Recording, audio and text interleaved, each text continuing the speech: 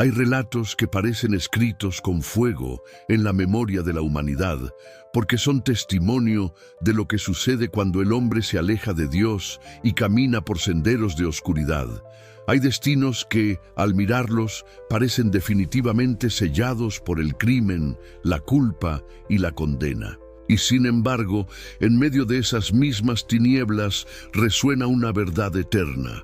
El perdón de Cristo es más fuerte que cualquier pecado, su gracia es más profunda que cualquier abismo, y su amor es capaz de descender hasta lo más bajo para levantar al caído. Y si te dijera que un corazón endurecido por la violencia, marcado por la sangre y destrozado por la desesperanza, puede convertirse en un testimonio vivo del poder redentor del cielo, ¿estarías dispuesto a escuchar? La Biblia nos recuerda que la paga del pecado es muerte, Romanos 6:23, y esa sentencia no es abstracta, es una realidad que se respira en cada historia de dolor humano. El crimen, en todas sus formas, no solo destruye a la víctima, sino también al culpable, porque lo encadena con la pesada carga del remordimiento y lo coloca en una celda invisible de tormento interior. Muchos han creído que una vez cruzado el límite del mal no hay retorno, que sus manos manchadas jamás podrán ser lavadas, que sus pensamientos corrompidos nunca volverán a encontrar pureza. Esa es la mentira más cruel del enemigo. Convencer al ser humano de que el perdón no es posible, de que la misericordia de Dios tiene un límite y de que su historia ya está escrita en piedra. Pero el Evangelio es la prueba de lo contrario. Cuando Cristo extendió sus brazos en la cruz, no lo hizo para salvar a los justos, sino para rescatar a los perdidos. No lo hizo para adornar a quienes ya brillaban, sino para redimir a quienes estaban sumidos en las sombras. La sangre derramada en el Gólgota clama más fuerte que la sangre derramada por el crimen. Su voz silencia el grito del acusador y rompe las cadenas de aquellos que estaban convencidos de que no había salida. El mismo que detuvo a Saulo en su camino de persecución para transformarlo en apóstol, es capaz de detener a cualquier hombre o mujer en su camino de destrucción para darles un nuevo propósito y un nuevo destino. Este mensaje que hoy comienza no es solo una narración más, es una advertencia y una esperanza. Una advertencia de que el pecado, por atractivo que parezca, siempre conduce a la ruina.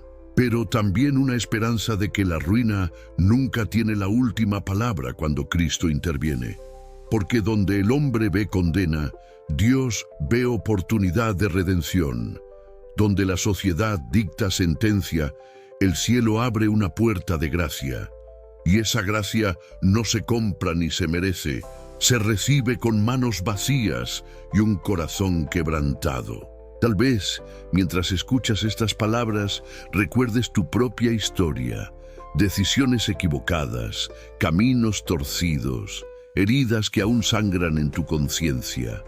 Tal vez no hayas cometido un crimen según la ley humana, pero sabes lo que es vivir con cadenas en el alma, con una sombra que te persigue y con un silencio interior que grita. Este mensaje es para ti, porque lo que aquí vamos a desvelar no es solo la historia de otro, sino un espejo en el que verás reflejada la realidad del pecado y la magnitud del perdón. Antes de continuar con este viaje de transformación espiritual, quiero invitarte a dar un paso de fe. Suscríbete ahora mismo a este canal, activa la campanita para no perderte ninguno de estos mensajes y dale like a este video para que la luz del Evangelio llegue a más corazones que están clamando en silencio. Y no olvides escribir en los comentarios la frase «Cristo cambió mi destino». Esa declaración es más que un gesto, es una confesión pública de lo que crees y de lo que estás dispuesto a recibir. Cuando la escribas, no lo hagas como un espectador, sino como alguien que reconoce que el mismo poder que transformó a los peores pecadores está disponible hoy para ti. Lo que escucharás en los próximos bloques no será un simple relato humano, sino la revelación de cómo la gracia divina irrumpe en la historia para escribir un nuevo capítulo. Prepárate, porque cada palabra será un martillazo contra las cadenas de tu pasado y un llamado a abrazar la libertad que solo Cristo ofrece. Este es el comienzo de un viaje de las tinieblas a la luz, del crimen al perdón, de la muerte a la vida. Bloque 2. Mi caída hacia la oscuridad. Crecí en un barrio donde la violencia no era una excepción, sino la regla. Desde niño, mis oídos se acostumbraron a escuchar insultos en cada esquina, discusiones que se encendían hasta terminar en golpes sirenas que interrumpían la madrugada para llevarse a alguien más, y disparos que resonaban como campanas fúnebres anunciando la muerte de otro joven. El aire estaba impregnado de miedo, y las paredes de las casas tenían cicatrices de balas, como si fueran tatuajes permanentes de una guerra sin fin. Era un mundo donde sobrevivir significaba endurecer el corazón, y donde la inocencia se perdía demasiado pronto. En medio de esa realidad, yo era solo un adolescente que buscaba pertenencia. No quería ser el chico débil del que todos se burlaban, ni el que pasaba hambre sin defenderse. Así fue como empecé a juntarme con quienes parecían tener poder, los que dominaban la calle y eran respetados por todos. Al principio me decían que eran solo travesuras: robar dulces en una tienda, pintar paredes con grafitis, escapar de la escuela. Yo reía, creyendo que no hacía daño a nadie. Pero lo que parecía un juego era en realidad el inicio de un camino sin retorno. Pronto, esos juegos se transformaron en delitos más serios.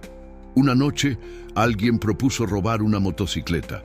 Sentí miedo, pero también una extraña emoción, como si el peligro me diera un propósito. El corazón me latía con fuerza cuando mis manos tocaron algo que no me pertenecía.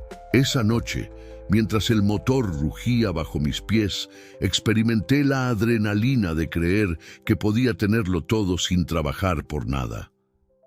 Sin embargo, esa sensación se mezcló con una sombra en mi interior. Sabía que había cruzado una línea invisible. La primera vez que la violencia me manchó las manos fue en una pelea. Alguien me insultó, mis amigos me empujaron a demostrar que era fuerte, y cuando reaccioné, había sangre en el suelo que no era mía. Esa imagen me persiguió durante días, no porque sintiera verdadero arrepentimiento, sino porque temía haber sido descubierto. En ese momento entendí que la conciencia ya no me hablaba con la misma fuerza. Esa voz que alguna vez me susurraba «no lo hagas», comenzó a apagarse poco a poco hasta convertirse en un eco lejano que fácilmente podía ignorar. La calle me ofrecía una falsa identidad. Me hacía creer que era poderoso, que al fin alguien me respetaba. Pero no era respeto, era miedo, no era admiración, era temor. Y yo, demasiado ciego, lo confundía con aceptación. El dinero rápido se convirtió en mi obsesión, y cada delito me parecía un escalón hacia arriba, cuando en realidad era un descenso más profundo hacia el abismo. Recuerdo las noches sentado en la esquina, riendo con los demás, ocultando en mi interior un vacío que nadie veía. Miraba al cielo oscuro y me preguntaba en silencio: ¿será este mi destino? ¿Moriré joven, como tantos otros que ya han caído? El crimen no solo destruye a la víctima, destruye al culpable desde adentro. Yo lo vivía cada día. Mi madre me miraba a los ojos y sabía que algo en mí había cambiado. Ya no era el mismo muchacho que alguna vez soñó con un futuro mejor. En el espejo, mi reflejo me mostraba un rostro endurecido, unos ojos que cargaban sombras y un corazón vacío. A veces me convencía de que ya no había retorno, que estaba condenado a vivir y morir en medio de la violencia. Y lo más doloroso era ver el sufrimiento de mi familia. Mis hermanos evitaban preguntarme dónde estaba. Mis vecinos me miraban con desconfianza. Mi madre lloraba en silencio, orando por un hijo que parecía haberse perdido para siempre. En lo más profundo, aunque me costara admitirlo, había una chispa que seguía viva. Recordaba las oraciones de mi abuela, su voz quebrada diciéndome: Cristo tiene un propósito para ti.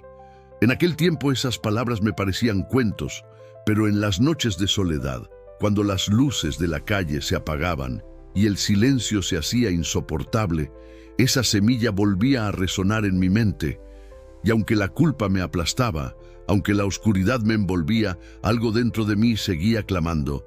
Lo que entonces no entendía era que ese clamor silencioso era la voz de Dios llamándome desde lejos, recordándome que aunque yo caminara en sombras, aún había una luz capaz de alcanzar mi destino. Bloque 3. El día en que toqué fondo. Hay momentos en la vida que dividen el antes y el después. Para mí, ese momento llegó una noche que aún me duele recordar, pero que nunca podré borrar de mi memoria. Era un día como cualquier otro en el barrio. El calor pegajoso, las calles llenas de ruido, las miradas desconfiadas de quienes sabían que algo podía pasar en cualquier instante. Esa tarde, alguien del grupo me habló de un trabajo que prometía dinero fácil. Era solo cuestión de ir, intimidar y salir rápido. Nadie se hará daño, decían. Pero el pecado nunca cumple lo que promete. El pecado siempre exige más de lo que uno está dispuesto a dar, y esa noche me lo cobró todo. Entramos en aquella tienda como sombras, con la adrenalina corriendo por nuestras venas y la oscuridad cubriéndonos como un manto. Al principio parecía que todo saldría bien. Gritos, objetos lanzados al suelo, manos temblorosas levantadas en señal de rendición. Pero el caos tiene vida propia, y cuando uno abre la puerta al mal, nunca sabe hasta dónde lo arrastrará. Recuerdo un forcejeo, un ruido seco, un destello que iluminó la habitación por un segundo, y de pronto, el silencio. Cuando mis ojos se acostumbraron a lo que había pasado, lo vi, un cuerpo en el suelo, la sangre manchando el piso como un río que no podía detenerse. Mis manos temblaban, no podía creer lo que había sucedido. No era un robo más, no era una travesura, era un crimen irreversible. Vi los ojos de esa persona, abiertos, mirándome sin vida, y sentí que mi alma se desgarraba en 1000 pedazos. El tiempo se detuvo, y aunque mis amigos me gritaban que corriera, yo permanecí paralizado unos segundos que parecieron eternos. El olor metálico de la sangre se impregnó en mi piel, y desde esa noche nunca más pude sentirme limpio. Huir no borró lo ocurrido. Al contrario, cada paso que daba me hundía más en un océano de culpa. Cuando llegué a casa, mi madre me miró a los ojos y supo que algo terrible había pasado. Yo me encerré en mi cuarto, temblando, con las manos aún manchadas, y por primera vez en mucho tiempo, lloré. Lloré como un niño que había perdido todo. Lloré porque sabía que había cruzado una línea de la que ya no había retorno. En mi mente resonaban las palabras de la Escritura que alguna vez escuché. El ladrón no viene sino para hurtar, matar y destruir. Juan 10:10. Ese era yo, parte de la destrucción, parte de la oscuridad. Desde esa noche, el miedo se convirtió en mi compañero inseparable. Cada sirena que sonaba en la calle me hacía pensar que vendrían por mí. Cada mirada de un vecino parecía una acusación silenciosa. Cada oración de mi madre era como un eco que me recordaba que estaba condenado. Intenté acallar la culpa con más violencia, con más noches de alcohol, con más risas falsas en la esquina, pero nada lograba silenciar ese grito interior. ¿Qué has hecho? Las noches eran las peores. En la soledad de mi cuarto, la imagen de aquel rostro sin vida volvía a perseguirme. Intentaba cerrar los ojos, pero lo veía igual. Intentaba olvidar, pero la memoria me torturaba. Fue entonces cuando comprendí que había tocado fondo. No era solo un joven confundido, era un criminal. No era solo un pecador entre muchos, era alguien con sangre en las manos. Y aunque mi corazón quería creer que aún había esperanza, mi mente me repetía una y otra vez: ya no hay perdón para ti. El pecado me había despojado de todo, me quitó la paz, me robó la inocencia y me encadenó a una culpa insoportable. Yo era libre en las calles, pero prisionero en mi alma. Nadie lo sabía, pero por dentro ya estaba muerto. Lo único que quedaba en mí era una tenue chispa de recuerdo, las palabras de mi abuela que regresaban como un susurro imposible. Cristo tiene un propósito para ti. Pero, ¿cómo podía Cristo tener un propósito con alguien como yo? ¿Cómo podía perdonar a un asesino? Ese fue mi fondo, y fue desde allí, desde ese abismo de desesperanza, que Dios comenzó a trazar un camino que yo nunca hubiera imaginado. Bloque 4. El peso insoportable de la culpa. Después de aquella noche, nada volvió a ser igual. Caminaba por las mismas calles, veía los mismos muros desgastados y las mismas sombras que me habían acompañado desde niño, pero todo tenía un color distinto. El color de la sangre que no podía borrar de mi memoria. Cada rincón me recordaba lo que había hecho, y aunque mis amigos fingían que no había pasado nada, dentro de mí todo estaba roto.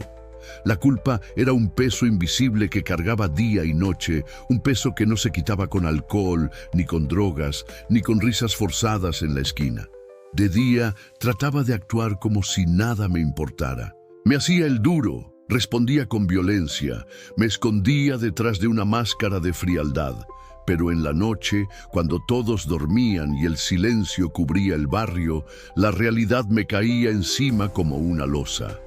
Cerraba los ojos y volvía a ver aquella escena, aquel rostro inmóvil, la sangre extendiéndose en el suelo como un juicio que gritaba contra mí. No podía escapar, intentaba dormir, pero los sueños se transformaban en pesadillas. Intentaba despertar y la vigilia era peor que el sueño. No había descanso, no había paz, no había salida. El crimen no solo había arrebatado una vida, me había arrebatado la mía también. Ya no podía mirarme al espejo sin sentir repulsión. En mis ojos no quedaba rastro de inocencia, solo sombras, vacío y un dolor profundo que nadie veía. Incluso mis amigos, esos con quienes compartía las calles, notaban que algo en mí había cambiado. Ellos seguían riendo, planeando el próximo trabajo, pero yo los escuchaba como si estuviera en otro mundo. Me había convertido en un extraño para mí mismo. Lo más difícil era enfrentar a mi familia. Mi madre me miraba con unos ojos llenos de preguntas que no me atrevía a responder. Sabía que ella presentía mi caída, que intuía la magnitud de mi error. En silencio, lloraba por mí. La escuchaba orar en la madrugada, pidiéndole a Dios que me cuidara, que me devolviera a sus brazos, que me librara del camino que había escogido. Sus palabras me atravesaban como flechas, pero en vez de acercarme, me hacían huir más. Me sentía indigno, incapaz de recibir ese amor. Yo era un asesino, y en mi mente no había perdón posible para alguien como yo. La voz del acusador no me dejaba en paz. Era como un eco constante en mis oídos. No hay vuelta atrás, estás perdido. Dios nunca podrá perdonarte. Esa voz me perseguía de día y de noche. La Biblia dice que el diablo es mentiroso desde el principio. Juan 8:44. Pero yo no lo entendía en ese momento. Creía cada palabra de condena y me hundía más en la desesperación. El miedo a ser descubierto me consumía, pero aún más grande era el miedo a enfrentar la justicia divina. Sabía que aunque nadie más supiera toda la verdad, Dios lo había visto todo. Y ese pensamiento era como un fuego que me quemaba por dentro. Intenté apagar ese fuego con placeres momentáneos. Busqué consuelo en fiestas vacías, en botellas que prometían olvido, en drogas que adormecían mi mente. Pero cuando los efectos pasaban, la culpa regresaba más fuerte, como una ola que me ahogaba una y otra vez. Había noches en las que me encerraba en mi cuarto y golpeaba la pared hasta sangrar, como si quisiera castigarme por lo que había hecho. En otras, me tiraba en la cama, llorando en silencio, deseando desaparecer. Incluso llegué a pensar que la única salida era acabar con mi vida, que así tal vez encontraría un poco de descanso. Y sin embargo, en lo más profundo de mi desesperación, un recuerdo volvía a mí como un susurro, las oraciones de mi abuela, su voz dulce y firme, sus palabras llenas de fe. Cristo puede perdonar cualquier pecado. Yo me reía de ella cuando era niño, la llamaba ingenua, pero ahora, en medio de mi ruina, esas palabras regresaban como una semilla que nunca había muerto. Me preguntaba casi con miedo, ¿será cierto? ¿Será posible que aún haya perdón para alguien como yo? No lo sabía, y en ese momento ni siquiera lo creía. Pero lo que entendí después es que esa culpa insoportable no era el final de mi historia. Era el principio de algo nuevo. Era el camino que Dios usaba para quebrar mi orgullo y mostrarme que yo no podía salvarme a mí mismo, que necesitaba un Salvador. Aunque yo no lo comprendía, aunque mi mente me decía que estaba condenado, la gracia ya estaba tocando a mi puerta. Y lo que parecía el fin de todo era en realidad la antesala del perdón. Bloque 5. El primer rayo de esperanza en la celda. No recuerdo con precisión cuánto tiempo estuve en esa oscuridad de negación antes de que la ley me alcanzara. Lo que sí recuerdo es la sensación de caída libre. Policías que me empujaban contra el metal frío de un patrullero, el ruido de las esposas cerrándose en mis muñecas como un veredicto que ya no podía negar. Y la mirada de mi madre en algún lugar de la ciudad, que nunca más volvería a ser la misma. Aquella detención no fue solo el desenlace de mis actos, sino el acto que puso fin a mi capacidad de esconderme. Por primera vez, la realidad me exigió enfrentarme a lo que había hecho. La celda era pequeña, con una luz amarillenta que apenas alcanzaba a iluminar 2 colchones sucios y una mesa oxidada. En las paredes se pegaban recuerdos de otros hombres rotos, nombres escritos a lápiz, fechas que marcaban el paso del tiempo, tachaduras y garabatos desesperados. El silencio allí tenía peso propio. No era un silencio de paz, sino un silencio generador de ecos, donde cada pensamiento se amplificaba hasta hacerse insoportable. Pasaba las horas mirando al techo, dejando que la culpa hiciera su trabajo de desmoronar cualquier orgullo restante. Ya no podía fingir nada ni ante mis propios ojos. Fueron los visitantes quienes empezaron a cambiar el curso de mi vida. Recibí cartas de mi madre llenas de lágrimas y perdón implícito. Recibí miradas frías de antiguos amigos que ahora me evitaban. Y una tarde, con la lluvia golpeando las ventanas, apareció un hombre que de inmediato supe que no era igual a los demás. No llevaba traje llamativo ni palabras grandilocuentes. Era un capellán del sistema penitenciario, de esos que entran y se sientan sin prisa, con las manos cruzadas y la voz hecha para escuchar. Se presentó con humildad. Me llamo Mateo, estoy aquí para escuchar. Eso fue todo. No empezó con reproches ni con sermones. Empezó con escucha. Durante los primeros minutos hablábamos de cosas banales, del clima, de cómo se vive tras los barrotes, de las cosas que uno echa de menos. Yo hablaba poco, mi lengua parecía haberse secado. Pero el capellán volvió una y otra vez a la pregunta que no me atrevía a hacerme. ¿Cómo te sientes? No era una pregunta curiosa. Era una llave que, al girarla despacio, abrió la puerta de mi corazón. Empecé a contar lo mínimo: la pelea, la huida, la sangre en mis manos. No lo hice para justificarme. Lo hice porque necesitaba que alguien escuchara lo que mi alma gritaba en silencio. Él no me condenó. Simplemente me escuchó mientras mis palabras caían como piedras sobre la mesa. Luego, con la misma calma que traía Mateo, sacó una pequeña Biblia de su mochila, una Biblia gastada con las hojas marcadas, y sin imponer nada, me leyó un pasaje. El encuentro de Jesús con Lázaro, la voz que llamó desde la tumba, la promesa de vida donde todo parecía muerte. No recuerdo exactamente las palabras que leyó, pero sí recuerdo cómo esas frases antiguas se acomodaron en mi pecho.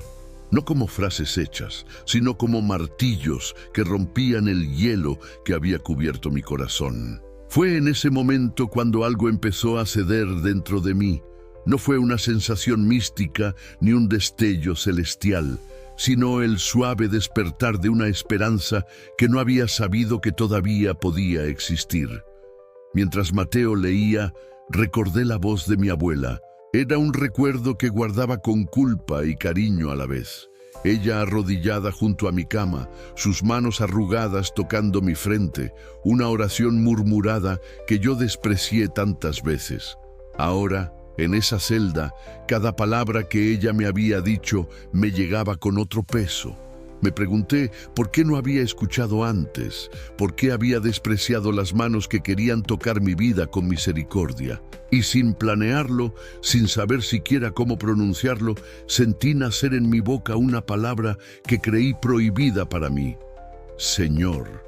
No fue una conversión estruendosa, fue un acto humano, pequeño y real. En voz baja, en medio de una celda donde nadie escucharía una oración, dije algo parecido a un pedido de ayuda. No tenía rituales preparados, ni lágrimas de película. Tenía un corazón roto que por primera vez deseaba ser reparado. Mateo puso su mano sobre la mía y no me dijo que merecía perdón. Me dijo que el perdón ya había sido dado para aquellos que se humillan y buscan. Me habló de la cruz y de una sangre que limpia, de un Salvador que vio más allá de los peores actos y alcanzó al peor hombre para ponerlo en pie. Aquella noche, en la soledad vigilada de una celda, lloré por primera vez no por el miedo a la cárcel, sino por el peso que se me quitaba del alma. No fue un alivio total, la justicia tomaría su curso, pero fue el inicio de una transformación interior que cambiaría todo lo demás. Comprendí que el perdón no borraba las consecuencias de mis actos, pero sí abría una puerta para un nuevo propósito, para una reparación espiritual que ningún tribunal podía ofrecer. Salir de esa celda no fue inmediato, y la vida no se resolvió en un instante. Pero aquella visita, aquellas palabras leídas de una Biblia gastada y la mano que me sostuvo en la oscuridad fueron el primer rayo de esperanza real que me permitió creer que aunque el mundo me viera como criminal, alguien en el cielo todavía me veía como redimible. Fue el momento en que la semilla de la gracia, plantada por mi abuela años atrás, comenzó a germinar en lo más profundo de mi ser. Bloque 6. La batalla interior entre cadenas y esperanza. Después de aquella primera visita del capellán, nada volvió a ser igual dentro de mí. No quiero decir que todo cambió en un instante y que la culpa desapareció como humo en el viento. No, aún me acompañaba el peso del pasado, aún me despertaba en la madrugada, sudando frío, recordando el rostro de la víctima. Aún escuchaba la voz del acusador que me repetía: nunca serás libre, nunca dejarás de ser lo que fuiste. Pero junto a esa voz empezó a aparecer otra, tenue pero firme, que me decía: yo ya pagué por ti, yo puedo hacer nuevas todas las cosas. Esa lucha interior se convirtió en mi día a día, en una guerra que se libraba no con armas ni con golpes, sino con pensamientos, recuerdos y la decisión de creer o no creer. La celda se transformó en un campo de batalla espiritual. Había días en que sentía que la esperanza crecía dentro de mí y entonces abría la Biblia que Mateo me había dejado. Leía los salmos y me reconocía en las palabras de David cuando clamaba: de lo profundo, oh Jehová, a ti clamo. Salmo 131. Sentía que esas líneas habían sido escritas para mí, para alguien que estaba hundido en un abismo y que solo podía levantar la mirada hacia arriba. Pero había otras noches en que la oscuridad parecía tragarse todo. Me veía como un farsante, como alguien que quería creer en el perdón, pero que todavía llevaba sangre en las manos. La duda era un enemigo implacable y me susurraba que Dios podía amar a cualquiera, menos a mí. Fue entonces cuando empecé a hablar con otros internos. Algunos se burlaban de mí al verme con una Biblia, me llamaban el santo de la celda, como si fuera una ironía cruel. Pero otros se acercaban en silencio, preguntando si podían leer conmigo, si podían escuchar lo que estaba descubriendo. Y así comprendí algo que nunca hubiera imaginado. Mi ruina no era solo mía. Había otros hombres rotos que también necesitaban escuchar que Cristo todavía tenía poder para perdonar. Lo que comenzó como una búsqueda desesperada para mí mismo se transformó en un rayo de luz para quienes compartían mi encierro. Sin saberlo, Dios estaba convirtiendo mi dolor en un testimonio. La batalla interior no terminó allí. Había días en que, mientras oraba, me venía a la mente la imagen de mi madre. Pensaba en todo el dolor que le había causado, en las lágrimas que derramó por mí. La culpa me decía, no mereces su perdón, no mereces nada. Pero en esas mismas oraciones, el Espíritu me recordaba la cruz. Me mostraba que Cristo también vio las lágrimas de una madre a los pies del madero, que Él también cargó con el dolor de un mundo culpable. Y entonces entendía que el perdón no se trata de merecer, sino de aceptar.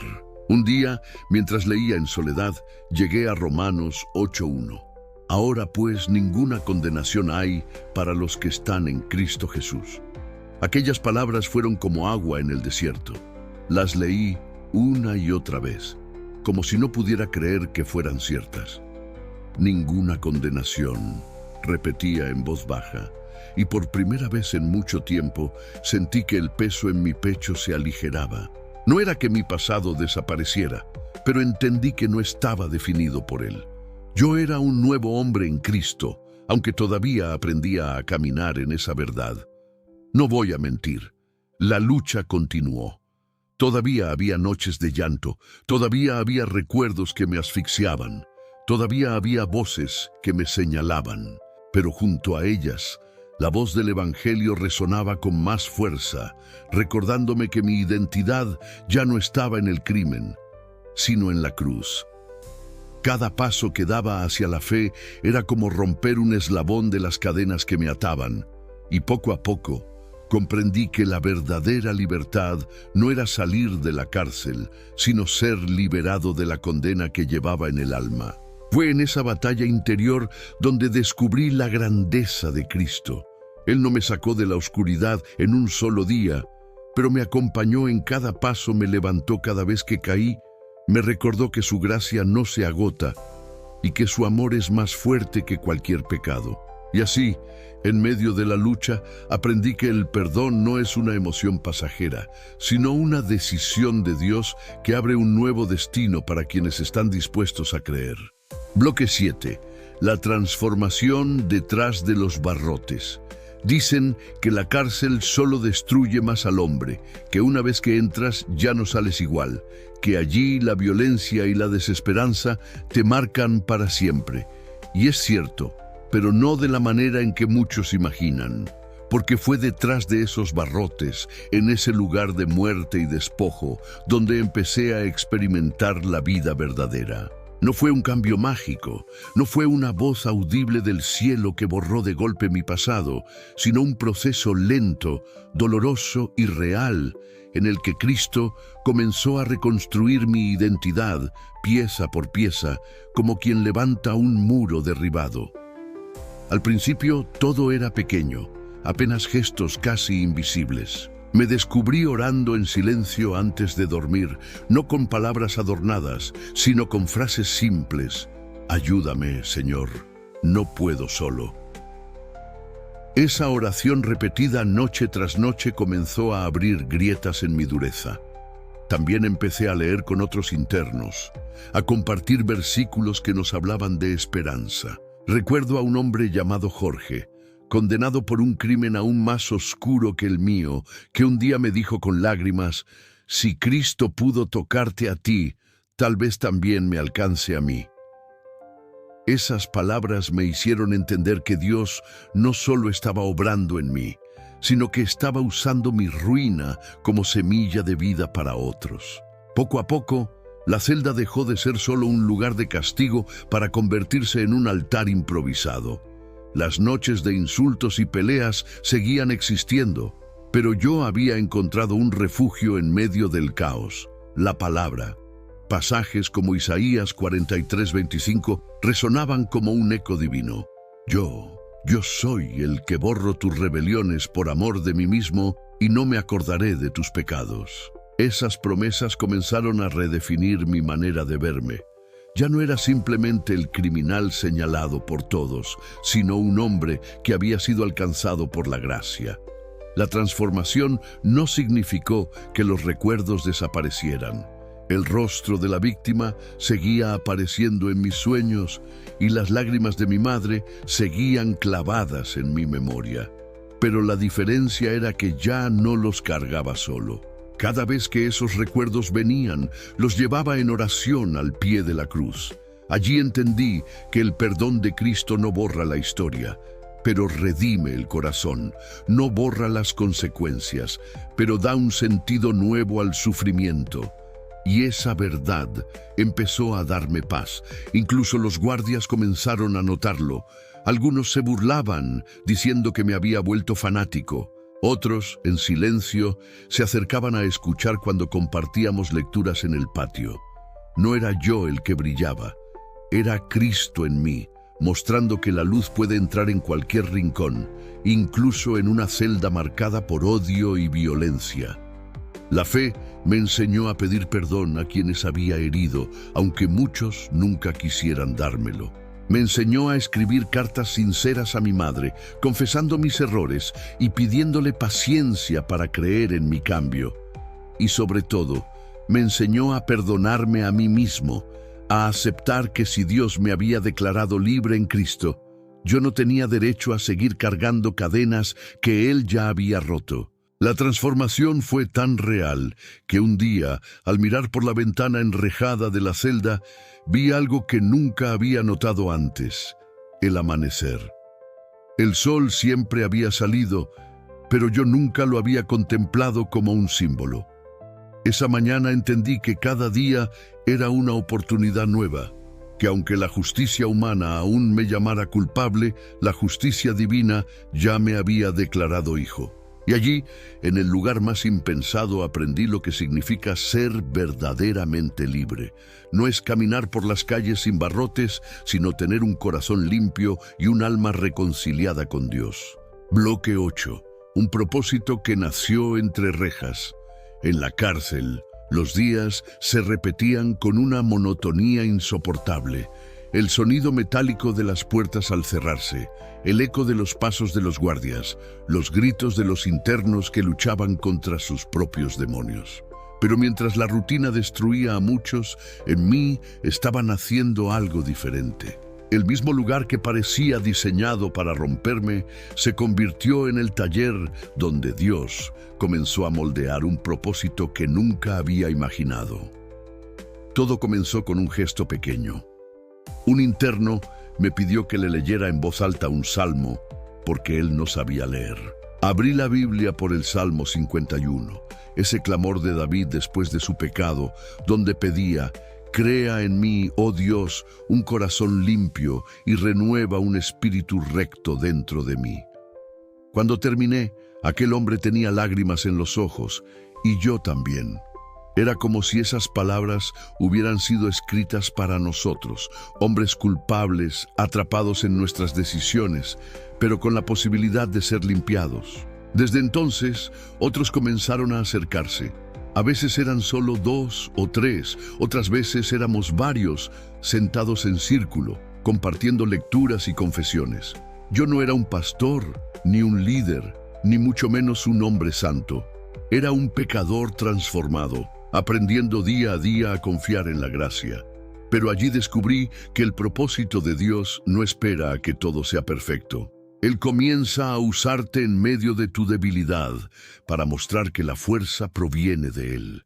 Cada conversación, cada oración que hacía con otros internos, era como si Dios me recordara que mi historia no había terminado en aquella noche de crimen, sino que apenas estaba comenzando un nuevo capítulo. La transformación interior también empezó a reflejarse en mi manera de vivir.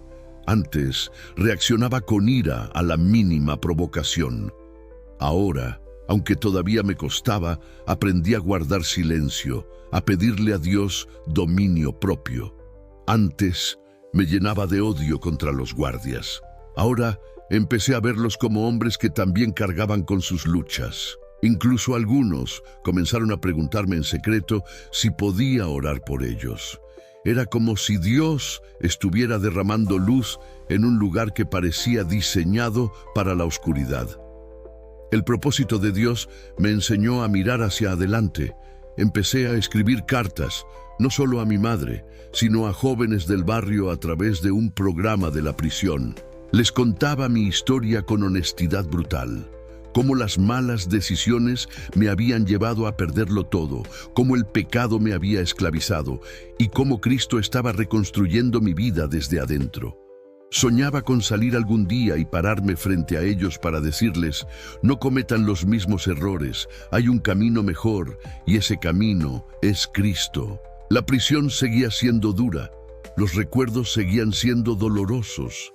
Pero la diferencia era que ya no vivía como alguien sin rumbo. Cada día, aunque estuviera entre rejas, lo vivía como una oportunidad para servir, para crecer, para sanar. Descubrí que la verdadera libertad no depende del lugar en el que estás, sino de la persona en la que te estás convirtiendo. Y yo me estaba convirtiendo poco a poco en alguien que había sido alcanzado por el amor inmerecido de Dios. Ese propósito nuevo era mi esperanza. Me hacía levantarme cada mañana con fuerzas, aun cuando la rutina quisiera aplastarme. Me recordaba que no estaba olvidado, que Dios me había encontrado en el peor momento de mi vida para darme una misión, ser testigo de que no hay abismo tan profundo del que Cristo no pueda rescatar. Y con cada día que pasaba, lo entendía más. Mi destino ya no estaba definido por el crimen, sino por el perdón. Bloque 9.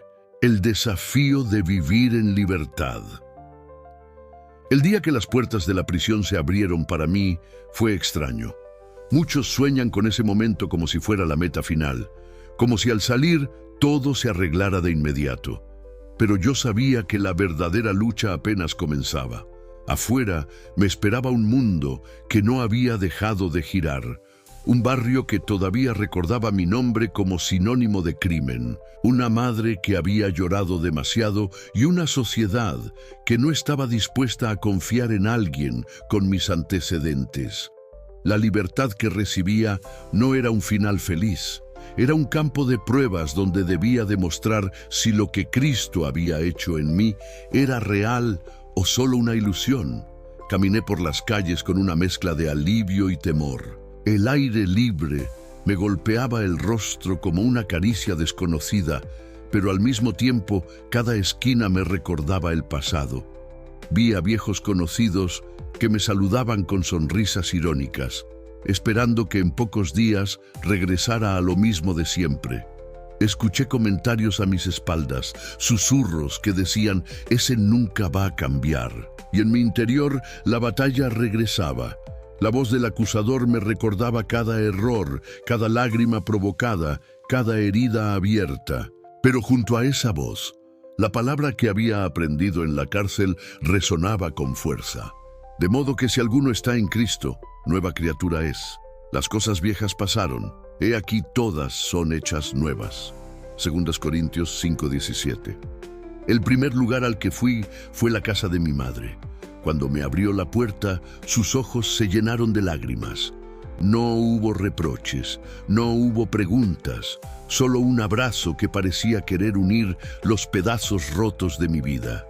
Ese abrazo fue para mí una confirmación tangible del perdón de Dios. Si ella, que había sufrido tanto, era capaz de recibirme, ¿cómo no iba a hacerlo el Padre Celestial? Esa noche, mientras cenábamos juntos por primera vez en años, me atreví a confesarle con detalles lo que había vivido, y aunque el dolor volvió a asomar en su rostro, me tomó de la mano y me dijo: Cristo ya empezó contigo, no mires atrás, sigue adelante.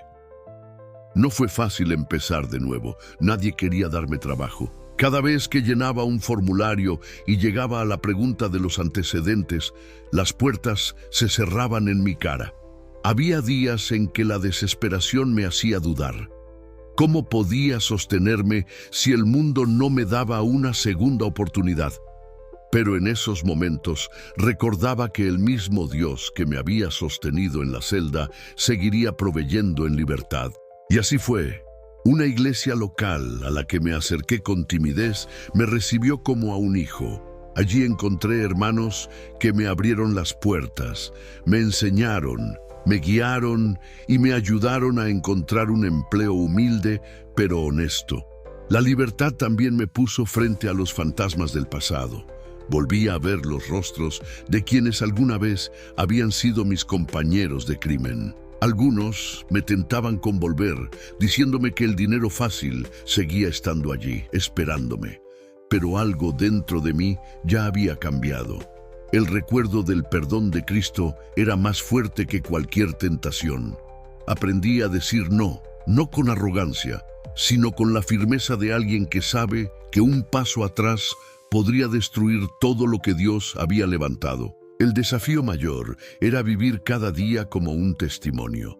No podía borrar mi historia, pero podía mostrar que el perdón de Dios no era una teoría, sino una realidad encarnada en mí.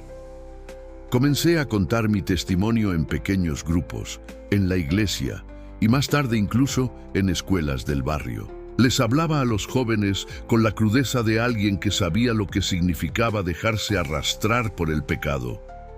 No adornaba mi historia, la contaba tal cual era, porque entendí que la verdad de mi ruina resaltaba aún más la grandeza de la gracia que me rescató. Esa fue la verdadera prueba de la libertad, no usarla como una licencia para hacer lo que quisiera, sino como una oportunidad para vivir para Cristo, para demostrar que Él tiene poder no solo para salvar en un momento de crisis, sino para sostener día tras día. Descubrí que la libertad no es ausencia de cadenas visibles, sino la capacidad de caminar con dignidad, con propósito y con esperanza, aun cuando el mundo siga señalando tu pasado. Bloque 10. Un ministerio nacido de las cenizas. Con el paso del tiempo entendí que Dios no me había rescatado solo para darme una nueva vida, sino para convertirme en instrumento de transformación en las vidas de otros. El dolor que me había marcado, las lágrimas derramadas en la soledad de una celda, los gritos de mi conciencia que una vez me condenaron, ahora eran usados por Cristo como semillas de un ministerio. Nunca imaginé que un hombre con mis antecedentes pudiera hablar de esperanza y mucho menos ser escuchado. Pero Dios tiene esa extraña forma de escoger lo vil y lo menospreciado para avergonzar lo fuerte. El inicio fue tímido. En la iglesia local comencé a compartir mi testimonio con pequeños grupos. La primera vez que hablé, lo hice con voz temblorosa, con el corazón en la garganta.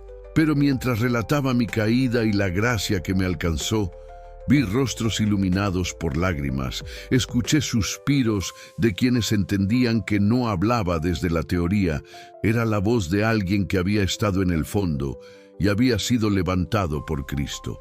Esa autenticidad no puede fabricarse, solo puede nacer de la ruina convertida en redención. Pronto empezaron a invitarme a hablar en reuniones juveniles. Yo les contaba, sin rodeos, lo que significa dejarse arrastrar por la calle, cómo las pequeñas decisiones conducen al abismo, cómo el pecado nunca cumple sus promesas. No necesitaba exagerar.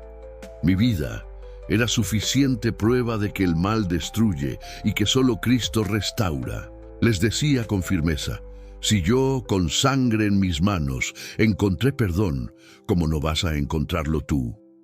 Y veía en sus ojos el impacto, no de mis palabras, sino del espíritu que usaba mi historia como una advertencia y una promesa. El ministerio fue creciendo sin que yo lo buscara. Algunos padres me pedían que hablara con sus hijos en riesgo. Pastores de otras congregaciones me invitaban a contar lo que Cristo había hecho conmigo.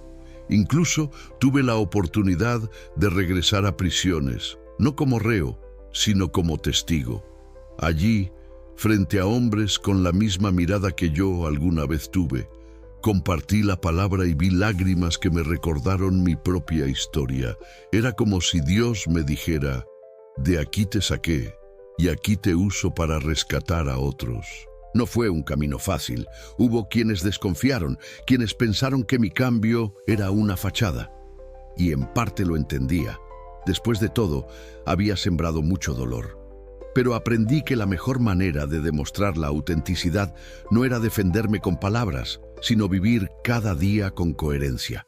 Que mi vida hablara más fuerte que mis labios, que mis actos de servicio fueran el sermón más convincente, y poco a poco esa constancia fue derribando murallas de incredulidad.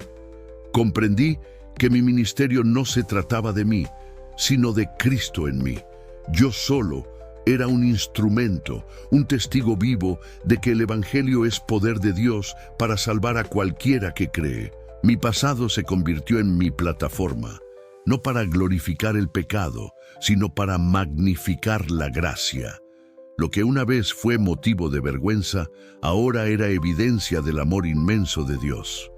Porque cada vez que contaba mi historia, no señalaba lo que yo había hecho, sino lo que Cristo había hecho conmigo. Así nació un propósito que nunca hubiera imaginado: dedicar mi vida a advertir, a consolar, a predicar y a abrazar a los que creen que están demasiado lejos. Mi ministerio fue y sigue siendo un fuego encendido en las cenizas de mi pasado. Un fuego que proclama que no importa cuán hondo hayas caído, la mano de Cristo siempre llega más abajo para levantarte. Bloque 11. El gozo de un nuevo comienzo. La vida después del perdón no es perfecta ni está libre de luchas, pero es real, auténtica y llena de sentido. Cada mañana me levanto con la certeza de que respiro no por casualidad, sino por gracia. Antes, el amanecer era un recordatorio cruel de otro día en la cárcel de mi conciencia. Ahora, es un himno silencioso de misericordia. Cada rayo de sol que atraviesa la ventana de mi casa es para mí una señal de que Dios decidió darme un nuevo comienzo un día más, para vivir no en las sombras del pasado, sino en la luz de su amor. La reconciliación con mi familia fue un proceso lento, pero uno de los regalos más grandes de esta nueva vida. Mi madre, que tantas veces había llorado por mí, ahora sonríe al verme predicar. Sus ojos, que conocieron el peso de la tristeza, hoy brillan con la paz de quien sabe que sus oraciones no fueron en vano. Mis hermanos, que un día se avergonzaban de mi nombre, hoy me llaman con respeto y cariño, porque saben que el hombre que tenían delante ya no es el mismo que destruyó la confianza de todos. Fue Cristo quien lo transformó, y ellos lo saben. También aprendí a reconciliarme con mi comunidad. No todos aceptaron mi cambio de inmediato. Hubo quienes me cerraron la puerta en la cara, quienes me recordaron mis crímenes con rabia, y lo entendí, porque yo había sembrado dolor y las cicatrices no se borran fácilmente. Pero lo que no pude lograr con excusas ni con justificaciones, lo logré con paciencia, servicio y constancia. Comencé a ayudar en lo que podía, en trabajos comunitarios, en programas de jóvenes, en tareas pequeñas pero significativas. Poco a poco, la gente vio que no era una fachada, sino un fruto verdadero de transformación. El gozo de esta nueva vida no proviene de los aplausos ni del reconocimiento, sino de la certeza de que cada palabra, cada paso, cada acto que realizo tiene un propósito eterno. Cuando hablo a los jóvenes y veo sus rostros atentos, recuerdo el muchacho perdido que fui y agradezco que mi historia ahora sea advertencia y esperanza. Cuando entro en una cárcel y miro a los ojos de hombres que creen que ya no tienen remedio, les digo con convicción: yo estuve donde tú estás y Cristo me levantó. Si lo hizo conmigo, lo hará contigo. Ese es el gozo más grande, ver cómo el dolor de ayer se convierte en instrumento de vida para otros. La Biblia dice que el que está en Cristo es una nueva criatura, según Corintios 5:17. Y hoy lo vivo con cada respiración. No soy el hombre que la calle moldeó, no soy el criminal que la justicia señaló. Soy un hijo de Dios redimido por la sangre del Cordero. Esa identidad me da paz, me da valor y me da la seguridad de que mi destino ya no está en manos de mi pasado, sino en las manos eternas de mi Salvador. Hoy vivo con gozo, no porque ignore lo que hice, sino porque sé lo que Cristo hizo por mí. Y cada día, con humildad y gratitud, camino como testigo de que la gracia puede transformar cualquier vida, incluso la que parecía perdida para siempre. Bloque 12. El llamado final, del crimen al perdón, de la muerte a la vida. He recorrido contigo un camino de sombras y de luz, de caída y de redención, de crimen y de perdón. Y mientras lo cuento, mi corazón tiembla porque recuerdo con claridad quién fui y quién soy ahora. Yo que alguna vez fui esclavo de la violencia, que viví encadenado a la culpa, que sentí en mi piel el peso de la condena, hoy puedo decir con certeza que Cristo me liberó. No lo digo como una frase aprendida, lo digo como un testigo que ha visto el poder de Dios descender hasta lo más bajo y transformar lo imposible. Quiero hablarte con la misma sinceridad con la que me hablo a mí mismo. Sin Cristo, todos estamos muertos. No importa si tu crimen fue visible como el mío o si tu pecado se esconde en rincones secretos de tu alma. El pecado siempre mata. Mata sueños, mata relaciones, mata tu identidad.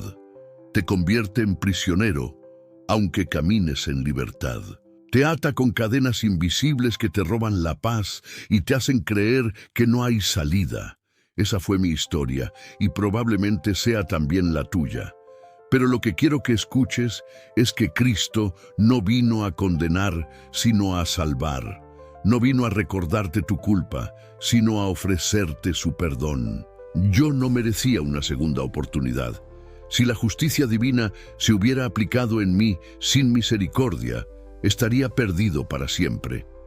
Pero allí, en medio de mi ruina, entendí la esencia del Evangelio, que mientras yo estaba muerto en delitos y pecados, Cristo ya había pagado por mí en la cruz.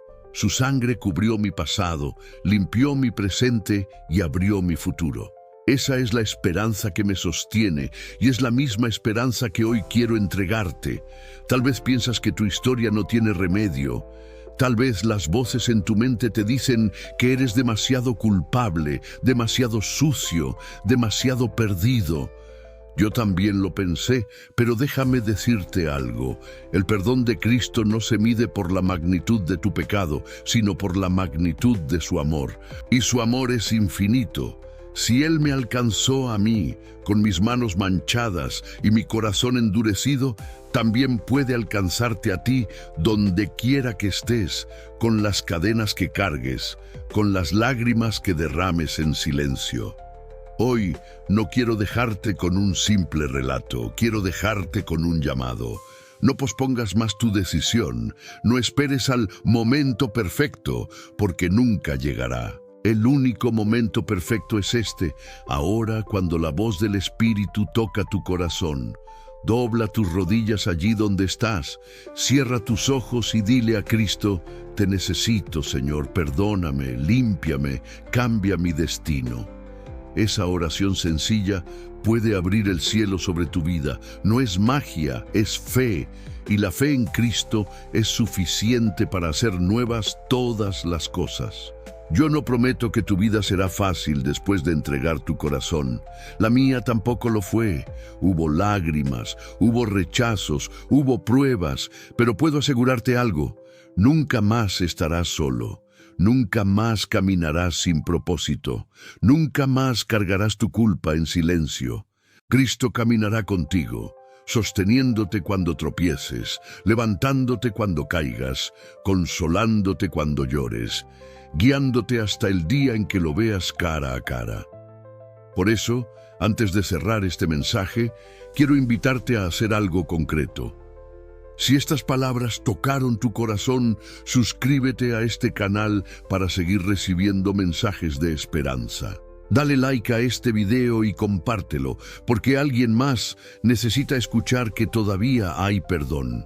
Y escribe en los comentarios la frase: Cristo cambió mi destino. No lo escribas como una rutina, escríbelo como una proclamación de fe, como una declaración pública de lo que Dios está comenzando a hacer en ti. Esa frase será un testimonio, no solo para otros, sino para tu propia vida. Hoy mi historia es un recordatorio de que la misericordia triunfa sobre el juicio, de que la gracia es más fuerte que el pecado, de que la cruz tiene la última palabra. Y quiero que también sea tu historia, porque lo que Cristo hizo conmigo lo puede hacer contigo. Del crimen al perdón, de la culpa a la paz, de la muerte a la vida. Ese es el camino que Él ofrece y ese es el camino que hoy te invito a recorrer. No dejes pasar este momento. El mañana no está garantizado. Hoy es el día de salvación. Hoy es el día en que puedes comenzar de nuevo. Cristo está a la puerta de tu corazón, llamando con paciencia. Ábrele, entrégale tu vida y verás que todo lo que el enemigo quiso usar para tu destrucción será usado para tu victoria. Yo soy prueba viva de eso, y tú también puedes serlo.